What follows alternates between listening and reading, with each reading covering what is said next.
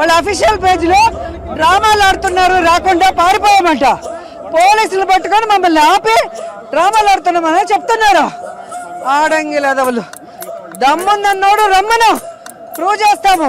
మాజీ మంత్రి, మాజీ ఎమ్మెల్యే రోజా గారు ఈరోజు మాట్లాడుతూ ఒక మాట అంటా ఉన్నారు. తెలుగుదేశం పార్టీ వాళ్ళని ఉద్దేశించి వీళ్ళ కొంతమంది ఆడింగ్ ఏదో ఏదేదో నోటికి ఏదో వస్తే మాట్లాడుతున్నావు. నువ్వు గతంలో అధికారంలో ఉన్నప్పుడు నోటు తెరుస్తూ ఎట్లంటే అట్లా మాట్లాడు. అందుకు ప్రజలు నీ 2 చెంపలు వాయించి మూతుపళ్ళు బయట రాలగొట్టారు. కానీ ఇంకా బుద్ధి తెచ్చుకోకుండా మీరు ఏ విధంగా మాట్లాడుతున్నారండి?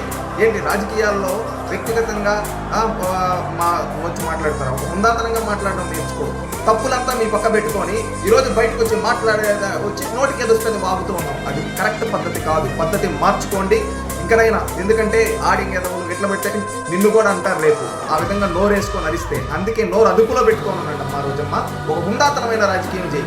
గెలుపోటములు రాజకీయాలు సహజం, కానీ నోరు అదుపులో పెట్టుకొని నీతిగా ఉంటే రాజకీయాల్లో చిరకాలం ఉంటారు, లేకపోతే చరిత్రహీనులుగా మిగిలిపోతారు.